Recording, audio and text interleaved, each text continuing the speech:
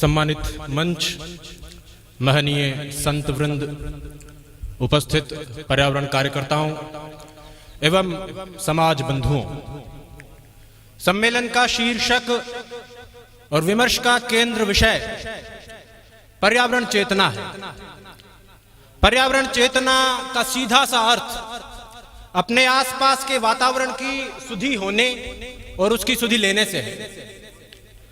राजस्थान के रहवासियों के लिए यह कोई नई बात नहीं है।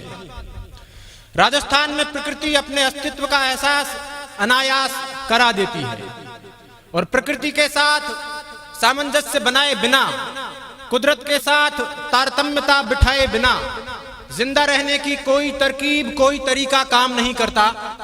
राजस्थान के लोग ये बात रियो डी जनेरियो के सम्मेलन और स्टॉकहोम के कन्वेंशन से बहुत पहले समझ चुके हैं। यही कारण है कि हमारे यहाँ परंपराओं में, संस्कृति में, परिवार में, जीवन के हर अंग में प्रकृति का महत्वपूर्ण स्थान है। अभी जब पेरिस का समझौता हुआ तो उसके डिसीजन टेक्स्ट में एक निर्णय शामिल किया गया कि पर्यावरण संरक्षण की स्थानीय तकनीकों, समुदायों और परंपराओं को प्रोत्साहन दिया जाएगा। ऐसे में हमें अपनी परंपराओं पर बात करने की जरूरत है। हमारे पास पर्यावरण संरक्षण के क्षेत्र में बड़ी समृद्ध परंपराएं हैं। राजस्थान के लोग देवी देवताओं के मंदिरों से जुड़ी हुई जमीनों को पवित्र वन का दर्जा देकर, ओरण और देवबनी का दर्जा देकर संरक्षित करते आए हैं। हमारे यहाँ 1.25 बीघा से लेकर 1.25 लाख बीघा तक के क्षेत्रफल वाले ओरण मौजूद हैं, जिनमें पेड़ों की पत्ती तक नहीं तोड़ी जाती। कहीं कहीं तो सूखी टहनी उठाने पर भी दोष लगता है। हर एक गांव में गायों के चरने के लिए गोचर की भूमि की परंपरा है। तालाबों के कैचमेंट एरिया के रूप में आगोर की जमीन छोड़े जाने की परंपरा है। कुछ समय पहले तक गांव में रास्तों पर राहगीरों के विश्राम के लिए एक पेड़ छोड़ा जाता था, खेजड़ी का पेड़, जिसे आशारूढ़ियो कहा जाता था। आशारूढ़ियो यानी आशा पूरी करने वाला वृक्ष। राहगीर इससे कामना करते थे कि आशारूढ़िया आस दी, गया भैंसा ने घास दी, घी की घिलोड़ी दी, तेल की तिलोड़ी दी। ऐसे आशीर्वाद इस पेड़ से मांगे जाते थे। पथवारी की और पानी ढाल की रस्में, गांव में वैशाख सींचने का रिवाज, चौपालों पर बड़गट्टे, पीपलगट्टे लगाने का विधान, पेड़ों को चुनरी ओढ़ाने की परंपरा, ये सब पेड़ों के संरक्षण और संवर्धन की स्थानीय तकनीकें हैं। राजस्थान में सामान्यतः सभी जातियां किसी एक विशिष्ट प्रजाति में अपने इष्ट की, अपने आराध्य की उपस्थिति खोजती है और उसे संरक्षित करने का प्रयास करती है। जैसे जसनाथियों में जाल के वृक्ष की धार्मिक महत्ता है। गुजर नीम के पेड़ को पूजनीय मानते हैं। मीणाओं के हर गोत्र का अपना एक कुल वृक्ष होता है जिसे धराड़ी कहा जाता है। चारणों ने चील और चूहे को अपनी आराध्या देवी का प्रतीक माना है। इसी तरह देवासी समाज के लोग ऊंटों को बच्चों की तरह पालते हैं, उनकी नस्लें बचाते हैं।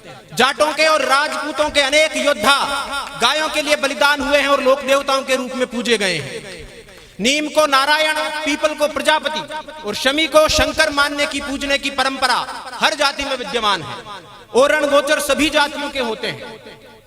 जल जो कि जीवन का आधार है, राजस्थान में इसकी रजत बूंदों के संरक्षण में बंजारों की और नगर सेठों की क्या भूमिका है, यह मरुस्थल के लोग बहुत अच्छे से जानते हैं।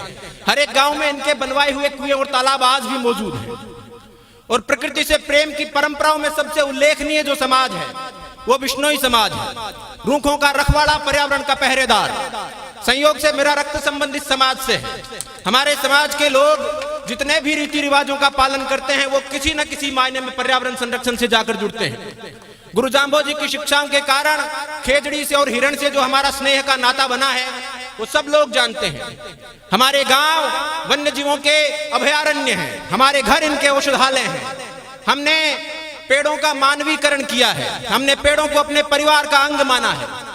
शिव कुमार बटालवी साहब की एक पंजाबी कविता है। हालांकि मेरा पंजाबी का उच्चारण खराब है, लेकिन मैं इस कविता को सुनाने का लोभ इसलिए नहीं छोड़ पा रहा हूं क्योंकि मुझे लगता है कि ये हमारे भावों को बड़ी सुंदरता से चित्रित करती है। कविता कुछ यूं है कि कुछ रुख मैनू पुत लगदे ने, कुछ रुख लगदे मावा, कुछ रुख नूहा धिया लगदे, कुछ रुख वांग भ्रावा। यानी कि कुछ पेड़ मुझे अपने पुत्रों की तरह प्रतीत होते हैं, कुछ पेड़ों में मुझे मां नजर आती है, कुछ पेड़ मुझे अपनी बहुओं बेटियों जैसे लगते हैं और कुछ पेड़ों में मुझे भाई दिखाई देता है। कुछ रुख मेरे बाबे वाकण पत्तर टावा टावा, कुछ रुख मेरी दादी वर्गे चूरी पावण कावा। यानी कि कुछ पेड़, बूढ़े पेड़, कम पत्तियों वाले पेड़ मुझे अपने दादा जैसे दिखते हैं, कुछ पेड़ मुझे कौओं को चूरी खिलाती अपनी दादी की याद दिलाते हैं, कुछ रुख यारा वर्गे लगदे चुम्मा ते गड़ लावा, कुछ रुख मेरा जी करदा ए कुछड़ चुक खिडावा। कुछ पेड़ों को देखकर मुझे अपने यार याद आते हैं, दोस्त याद आते हैं, उनके गले लगने का, चूमने का मन करता है। और कुछ पेड़ों को देखकर, छोटे पेड़ों को देखकर मेरा दिल करता है कि मैं उनको गोद में उठा लूं और उनके साथ खेलने लगूं।